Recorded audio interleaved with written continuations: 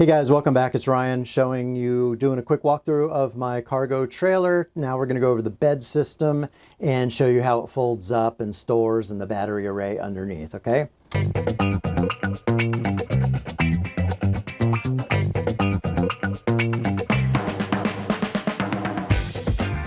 So it is a 48-inch wide bed.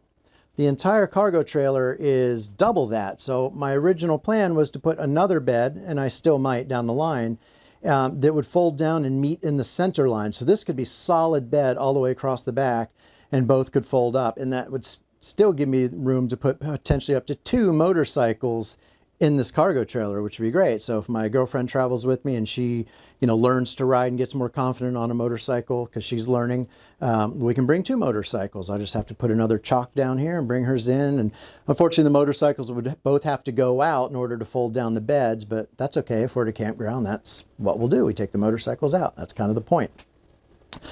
Okay, so this is just a 4x8 sheet of plywood that I ripped down to cut down to 4x7. Okay, with the mattress sitting on top of it. It doesn't go all the way to the back door. There's a gap there, and when I tested this out, there was actually pillows falling down in that gap. So I built this simple, let me see if I can do this with you. If I lift the bed here, you can see I've got this hinged panel, and that actually just goes like that. But when I flip it out, it prevents my pillows from falling to the ground while I'm sleeping in the middle of the night and tossing and turning. See, they don't go anywhere. They just stay right in place. How about that? And then I discovered very quickly I don't have any place to put a cup. So boom, there is a slide out pivoting just board basically that just pivots right back inside under the mattress like that. That's what it looks like. It's just a board that kind of lives under there. Okay. So that's the bed. Like I said, it's maybe a 5-inch deep mattress with a 2-inch lavender brand new pillow top. And so that's like 7 inches, and it's plush. It's super comfortable. I really like it. All right. So to get rid of the bed, I don't know why I'm yelling so loud. To get rid of the bed, all I have to do is I tuck in this a little bit, pull the mattress out just a few inches, and then the mattress just flips up like that. And then the entirety of the bed, I actually do this all at once. Boom. And that goes there. And then to keep it from falling when I'm going down the road, I just have this hook system right here. I just hook this. I think you call this a turnbuckle. Can you see that? I don't know if you can see that. But I got a turnbuckle that keeps this thing from falling. Here, let me demonstrate that. This is just a turnbuckle. Goes into an eye hook up there, comes down here, and then I can tighten it up to pull it in a little bit, tighter as needed. But that essentially keeps the whole bed system up against the wall, and I might add a second one there. Now under the bed, I just have these movable supports that I made out of 2x4s. And then the entire bed itself, let me see if I can show you this, has a 10-inch shelf underneath it. So, as I said, it's a 48-inch. Let me show you this way. You can see it better there. The whole mattress weight is supported by that shelf. So the shelf is 10 inches wide, and the plywood is 38 inches wide. And when it folds down, now we have a 48-inch wide bed, and I bought a 48-inch wide mattress, and they're called RV size, and there's not that many sellers of them out there, but they are on Amazon, and this one's nice, and it was about 150 bucks. So now I've got a very comfortable fold up Murphy bed essentially, and I've done a few other things to it that I'm not really going to demonstrate, but this wooden bar right here actually is basically like a hanger for this guy. I can put it up there and get it off the ground. And then this smaller one nests inside the big one, so they both can kind of hang there. And then for now, I just have my storage right here because this is my entire electrical center.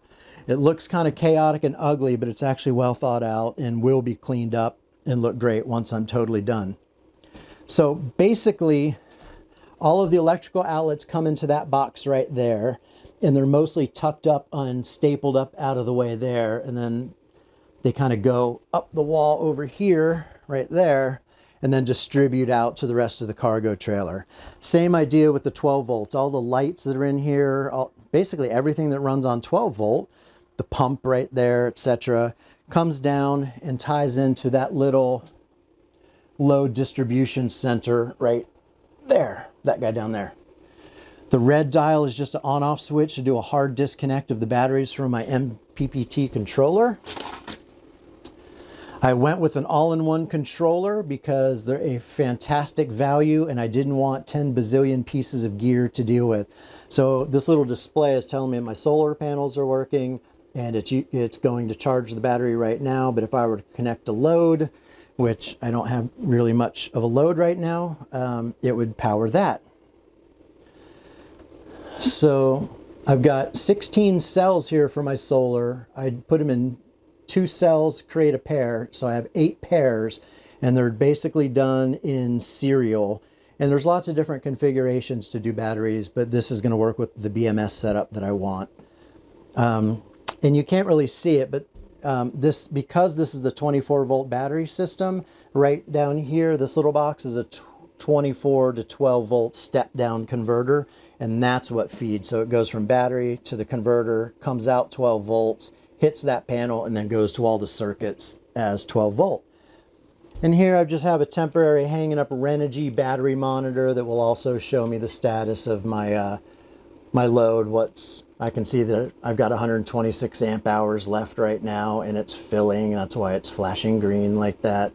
So that's pretty convenient. I'm still learning, you know, how much power I can draw. This is a shunt that informs that Renogy battery monitor of what's going on. And I've got a couple of other bus bars. That's to connect my BMS, my battery management system, but I haven't figured that out yet. So that's basically it. I wanted all of the battery and electrical tucked up underneath there. The plan was originally to build a box around the batteries so that it's not quite so visible. I'm not sure if I'll still do that because honestly, when the bed is down and everything is set up, you just don't see it. And since I built this thing for me, I don't mind seeing it. So it may just stay like that. Obviously, I need to clean up the wiring and label things a little better and get my BMS setup going. But for now, I've got functional, 1,000 watts of solar panels on the roof. The MPP solar thing works pretty well. The fans on it run all night, but it creates white noise that I like. Otherwise, it's way too quiet in this cargo trailer, and dead silence on a still night drives me nuts. I need some air movement and I need some white noise, and that actually creates a little bit of both. So that's the bed setup right there. Fills this whole back, and eventually there may be two beds. One on this side, one on that side. For now, I can hold the one motorcycle in that chalk down there under the pillows. And but eventually I could have 2 full-size motorcycles in here and still, be able to sleep. I wouldn't be able to move around or anything like that until the motorcycles go out. But that's basically the setup. I hope that gives you some ideas. I hope that was helpful. Hope you like it. I apologize it looks a little chaotic, but it's, been 4, 5, maybe even 6 months now of solid weekend labor to build this thing out. It was just a rusted out hunk of crap when I bought this cargo trailer. So to get it even to this point has been an incredible amount of work, and there's definitely more to come, but at least you can see how I sleep, how I power this thing, and that you can do solar systems yourself if you're willing to learn solar systems. And hopefully that gives you some ideas for the bed as well. So I think I'll do one more video covering how I get my motorcycle in and out and kind of walk through that system, and then call it good for now.